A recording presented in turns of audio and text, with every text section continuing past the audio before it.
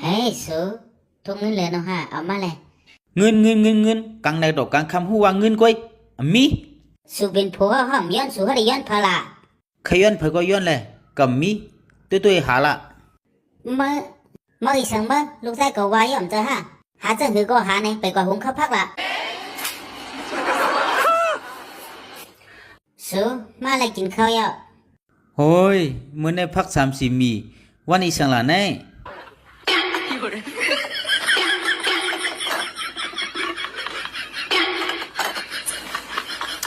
สังละแน่ที่ได้กินละ เฮ็ดให้กินก็หูมั้อตัวให้กินละเมื่อทุกเงินแล้วนั่นกุ้ยมาเฮ็ดสิ่งชิมอยู่เมื่อถามว่าตัวมาเป็นเหล้าปั้นฮะอันเมื่อกินอยู่นุ่งอยู่กูบอกแน่เมื่อถามว่าลุ่มป่องมาหางกุ้ยมันฮะพักเกือบพองวันน้ำมันหลวงเงินซื้อฮะ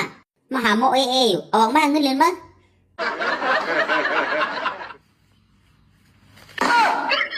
ลูกเป้าเอาไว้แหละในเบิ่นห้องว่าไล่เตียนมันน่ะแน่ป้อมเฮ็ดในขำหูคนจ้าแน่แม่ข้าหูเยาว่ะพี่นางน้องยิงตั้งเสียงป้าวานแม่ออกในข้าเฮ็ดแน่มันเมียนอยู่ปันหัวเจอพ่อง ละต่อตั้งพายุละซื้อเสือบ่เป็นทันนาย อ๋อเป็นอ้อยก็มาขึ้นเห็น ผู้หญิงหาคนใจ คนใจสุราต่อกันจึงในอยู่ตาสีห้า ใจเป็นอิสระลาต่ออ้อยก็กันมาขึ้นเห็นก่อมเลยฮะ ใกล้ละต่อกันลองสังละ ก็ลองหน้ากันอุบกูลองเยาวะ เพราะว่ามีลองสังอย่าไปใกล้ละต่อกันนะเฮาเป็นผู้ชายสุดเดียมีวันหูลองผู้ชายหรือสีเฮามีเผตีเฮลีโตสูไม่ใส่ตาสูเต้หึงลาดนึงปอกห้องว่าอ้อยก็ลาดอยู่ตาสีห้องว่าซับเจอ สังหลานเฮาในก็ลาต่อกันซึ่งในกุ้ยสองห้องทบกันก่อมเจอ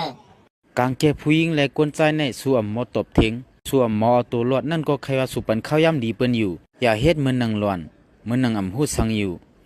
อย่าไปเฮ็ดจริงหูว่าเปิ้นวนอีสังเหนือเฮาเพราะว่าลาต่อกันหึงมาตั้งวนเฮาในก็มันจังเปียกเปิงกว่าเพราะว่าเฮาสองก็มีลองเถียงหมอกันอิดออดหนึ่งแข้งเตะเทียงเฮาใจสูใครออกยานกว่าตีในอันเฮาลาดในก็อำจะว่าเฮาโกสูออกยานกว่าตีในอันเฮาเฮ็ดในตอนตาลูกตอนตานดาเฮือนในให้มันกึมกว่ากุ้ยนักเสือสูเต้เดี๋ยววนมาเปิ้นไม่เสือตอนตาสูพอลาดตกกันหึงมามันก็ยินเป็นไม่ขวางตั้งมา ไม่ขวางตั้งอีสังหลา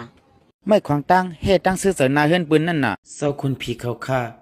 ต้วยถึงปันปีสาวก่อนต้วยวิดีโออยู่เมื่อเหลียวแน่เขาเป็นคนมีน้ำจรีมอยุ่มมอยายสัมภาษณ์ปันเขาอำไปเป้งปืนก็ก้วยกาลองลีเป้าไว้อยู่ตั้งนายเย้าขย้อนสู้ปันเตียวแน่กว่าให้เขาลดเพเขียนกูลองเฮามีตั้งซื้อเสยกูวันอันคาเคลาเต้สมาเฮาทบลองสังเสียมว่ารู้ไลไว้เสยเกียนแข็งโตสู้ซัดปันเฮากว่ามื้อนาซ่อมกัน